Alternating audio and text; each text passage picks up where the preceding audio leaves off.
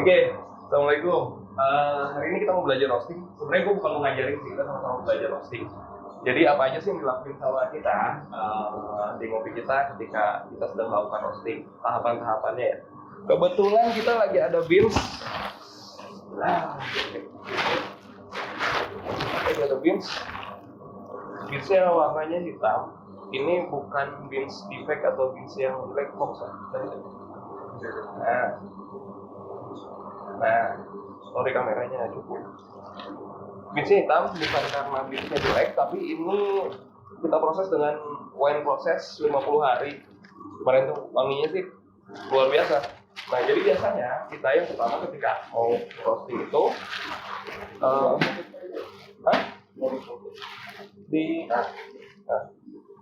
biasanya kita yang pertama itu biasanya kita kalau misalnya roasting itu SOP kita itu tetap harus pakai masker, apalagi sekarang di musimnya pandemi, meskipun sudah divaksin, tetap aja menjaga karena kita jualan di food and beverage. Nah, biasanya kita itu timbang dulu sesuai dengan kapasitas mesin. Nah, karena kapasitas mesin ini 2 kilo, jadi sebisa mungkin sih di bawah dari kapasitas maksimal biasanya kita cek ya beratnya dapat berapa. 1,6 kilo. Oke, 1,6 kilo berarti ini bisa satu batch. Nah, itu yang pertama. Terus yang kedua, biasanya kita bakal ukur dulu density-nya. Density itu apa sih? Padatnya dari si biji kopi ini buat nentuin si charge point. Charge point itu ketika ketika biji kopi itu dimasukin ke dalam mesin kopi itu, mesin sangrai harus ada suhu berapa gitu. Oke, kita caranya gampang sih. Sebenarnya gue nggak punya alatnya, tapi gue pakai cara yang simpelnya aja. Jadi gue pakai cara gelas ukur biasa gini. Terus kita taruh sampai dengan 1 liter dari biji yang tadi itu.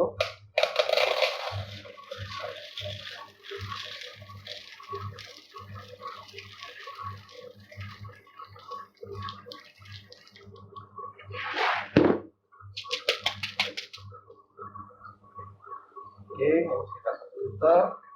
Nah, ini deh 1 liter. Kita lihat. Nah, intinya adalah dari 1 liter biji kopi dia punya berapa beratnya gitu. Kalau ini ketemunya di 688. Nah, nanti kalau teman-teman mau roasting bisa lihat di table ini, Nah, ini density-nya kalau mau download juga aku siapin nanti di bawah ada deskripsi, tinggal download aja. Nah, ini ketemu di 688. Nah, 688 itu mungkin dari sekitar 170 derajat. Oke. Buat mempermudah, gue pakai Artisan. Artisan itu software open source yang gampang lah didapat, lu cari-cari aja di internet. Oke, ini gue udah start. Mesin karena tadi udah dipanasin, ini di suhu 130 derajat. Kita tunggu sampai 170 derajat, kita baru ngirim dari si. Wangi banget nih, mantap.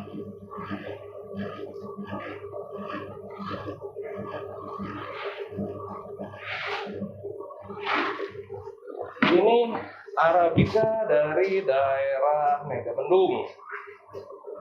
Kita proses wine tahun lalu 50 hari.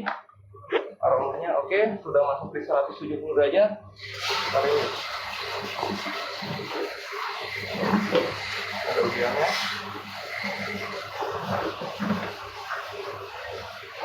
Nah, cek. Moga-moga aja kelihatan ya. Jadi enaknya kalau pakai Artisan itu kita bisa langsung lihat nih, dia posisinya udah charge gitu kan, udah turun, udah charge, turun ke bawah.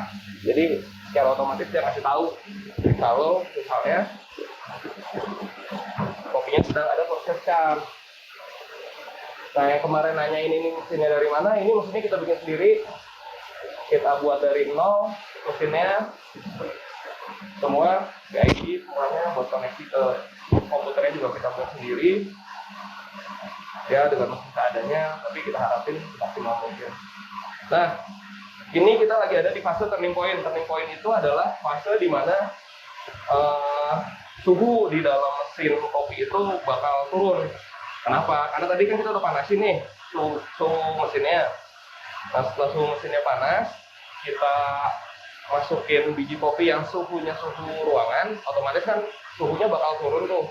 Nah, ini bakal turun. Nah, kita bakal coba lihat turning point. Turning point itu fase di mana suhu kopi dengan suhu drum di mesin itu sama, dia bakal naik. Tuh. Biasanya itu di bawah 2 menit. Target kita itu harus di bawah 2 menit. Biasanya mesin yang standar sih di bawah 2 menit untuk turning itu 1,5 sampai 2 menit maksimal.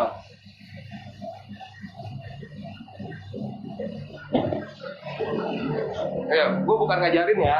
Ini apa yang kita lakukan aja, by apa namanya pengalaman kita aja. Jadi kalau misalnya mau ngasih informasi, bang nggak gitu bang, salah nih, harusnya kayak gini, nggak apa-apa, info aja.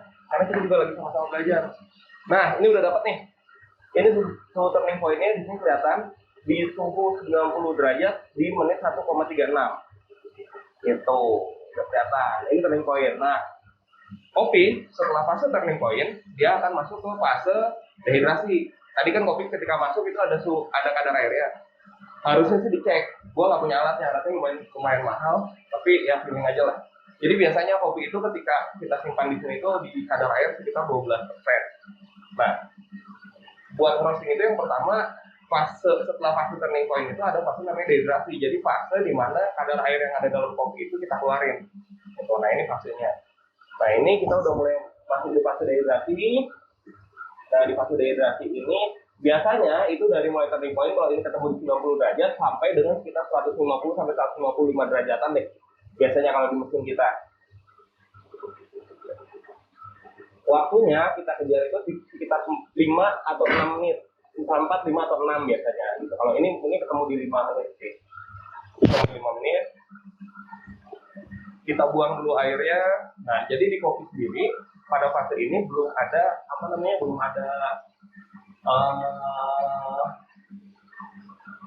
belum ada reaksi kimia lah gitu. Jadi cuma pengeluaran airnya kayak gitu.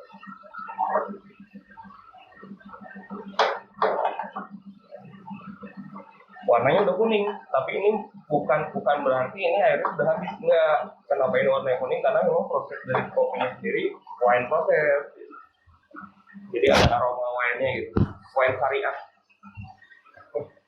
Wine tapi halal.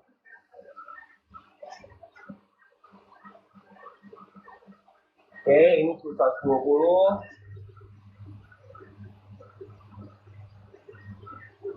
Kita agak kecilin lagi. Motornya dapat 120, 30, nanti bakal kita cek mungkin di sekitar 140 sampai dengan 150 derajat lah. 150 derajat. Kalau ada yang nanya, bang bikin mesin roasting susah nggak? Lumayan susah. Perhitungannya lumayan, tapi semuanya kalau mau dipelajari di internet banyak. Beberapa hal yang paling penting itu kayak rotasi drum, ukuran drum, terus airflow gitu. Itu banyak kok literaturnya di internet, bisa dipelajari sendiri. Nah, terus tipe drum yang dipakai apa? Ini kita pakai perforated drum. Perforated drum itu drumnya yang bolong-bolong. Kenapa kita pakai itu? Yang pertama, hemat energi. Terus yang kedua, kapasitas produksi untuk mesin ini memang tidak kita desain besar gitu. Tidak kita desain besar. Jadi ini cuma sekitar 2 kiloan kalau dari settingan drum yang besar. Nah, ini udah di 148 derajat. Kalau di sini udah kelihatan masuk ke warna coklat, di gambarnya kita cek. Nah, warnanya udah coklat ya.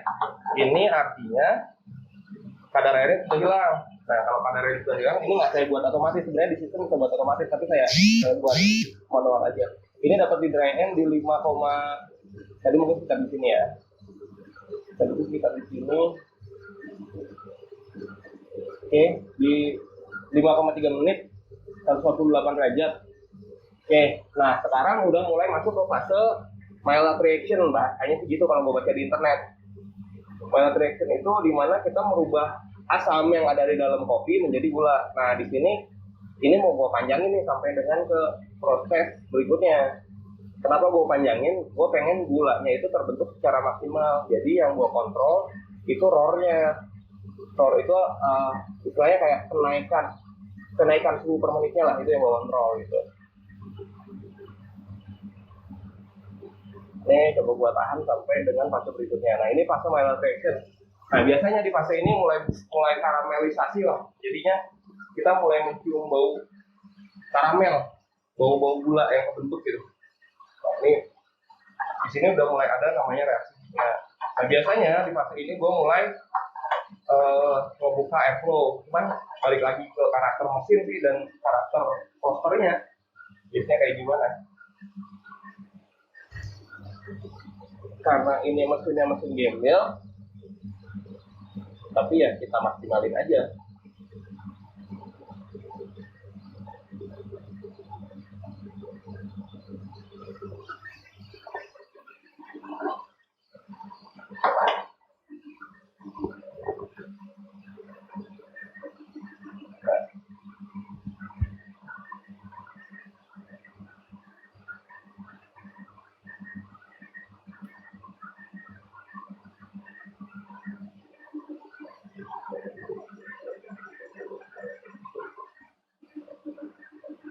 Kemarin juga ada yang nanya, Bang, mesinnya dijual nggak? Untuk saat ini kita belum jualan mesin. Untuk saat ini kita belum jualan mesin, jadi kita masih konsen di kopinya sendiri. Gitu. Dan saya ngerasa masih belum layak lah untuk saat ini saya jualan mesin, karena banyak faktor mesin, mulai dari keamanannya, semuanya gitu. Yang harus kita pikirkan.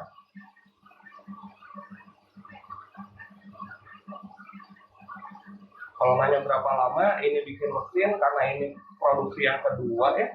Kalau prototipe kita nanti ada di sana, nanti kita cek. Lagi digunakan sama petani, saya taruh di petani. Kalau prototipe kita yang pertama, ini yang kedua, ini nggak terlalu lama sih, ini bikin mungkin sekitar 2 minggu lah. Sekitar 2 minggu ini udah jadi semuanya sampai finishing.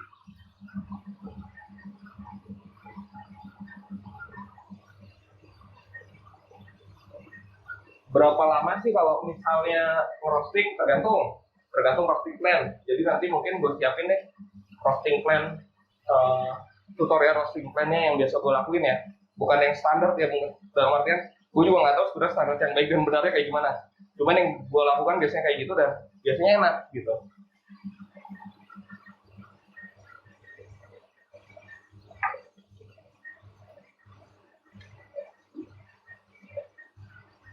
Coba aja tuh 186.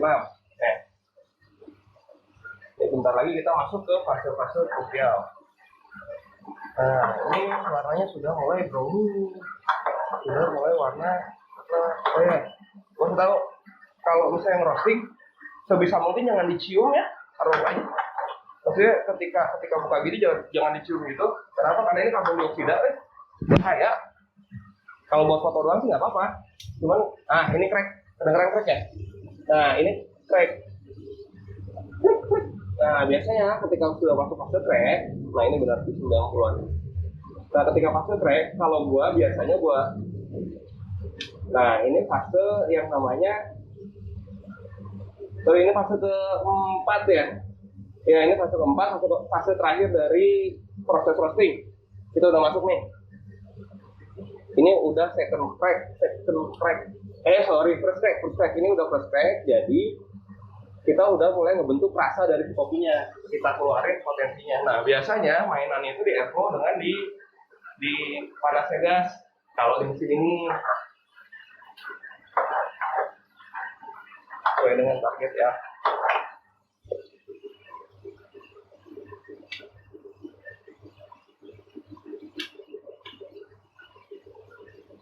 Oke, nah ini fase krusial, momen-momen sakral ketika membentuk rasa dari kopi. Oh, bisa lihat keluar tuh asapnya, kelihatan nggak? Wah, biasanya kalau crack itu asapnya keluar.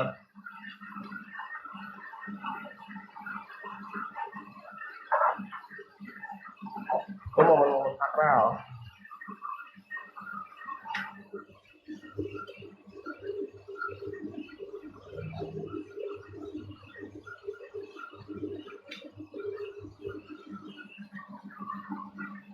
Ada info yang gue dapet sih, crack ini kayak ngebentuk, ngeluarin rasa potensi dari kopinya yang pertama, terus kayak kita membentuk rasa pahitnya itu di fase developing time. Jadi gula yang udah dibentuk tadi itu diburn lagi untuk lebih mengeluarkan rasa pahit.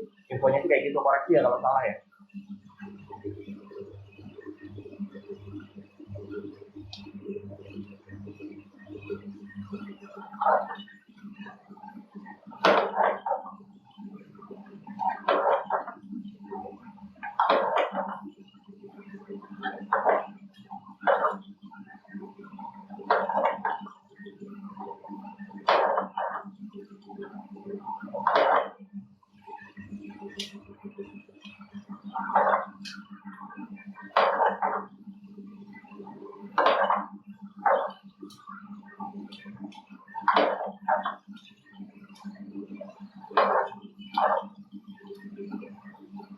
Biasanya ketika udah momen kayak gini kita cek terus.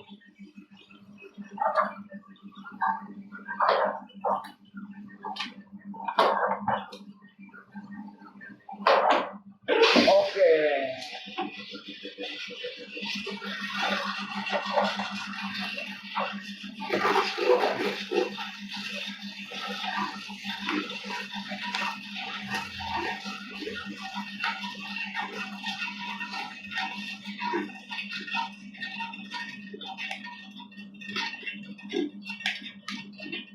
Tuh.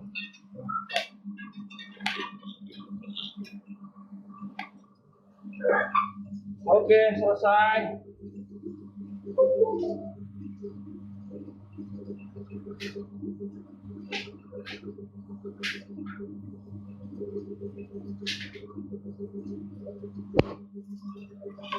Oke, nah ini mesin ini di bawahnya itu ada cooling, ada pendingin, jadi memang fungsinya ketika dia turun untuk nggak masak lagi, itu jadi ketika dia udah kita turunin si kopi yang udah kita sangrai itu nggak lebih matang dari ketika dia turun gitu. Jadi sebisa mungkin, secepat mungkin bisa diminumkan. Kalau tanya berapa lama, kok nggak ada yang muter-muternya, agitatornya nggak ada, punya duit gue buat bikinnya. Nah enaknya kita pakai sistem, coba kita lihat ya. Enaknya kita pakai sistem itu kita bisa analisa sebenarnya. Jadi nanti kopi ini setelah turun kita coba cupping. Nah setelah kita cupping kita bakal tahu rasanya nih, rasa kopinya. Oh ternyata kopinya kurang, oh asamnya terlalu asam misalnya, atau manisnya kurang keluar, atau pahitnya kurang gitu. Itu kita bisa main-mainin di sini. Nah dari data yang tadi itu kelihatan tuh berapa persen ketika dehidrasinya, berapa persen ketika Maillard reaction-nya, terus berapa persen ketika developing time-nya. Ini developing time pas pembuatan rasa. Nah di fase pembuatan rasa ini gua dapat di 19,2. Sebenarnya target gua itu di 19, sekian gitu, dan mungkin sensornya ada telat baca di 12 menit gitu. Nah ya kayak gitu. Jadi nanti ketika pas di oh pahitnya kurang, oh berarti di developing time-nya dimainin lagi. Oh asamnya terlalu asam gitu, oh berarti di Maillard reaction-nya itu yang lagi gitu. Oke, sip, mungkin cukup belajar bareng untuk hari ini. Thank you, see you next time.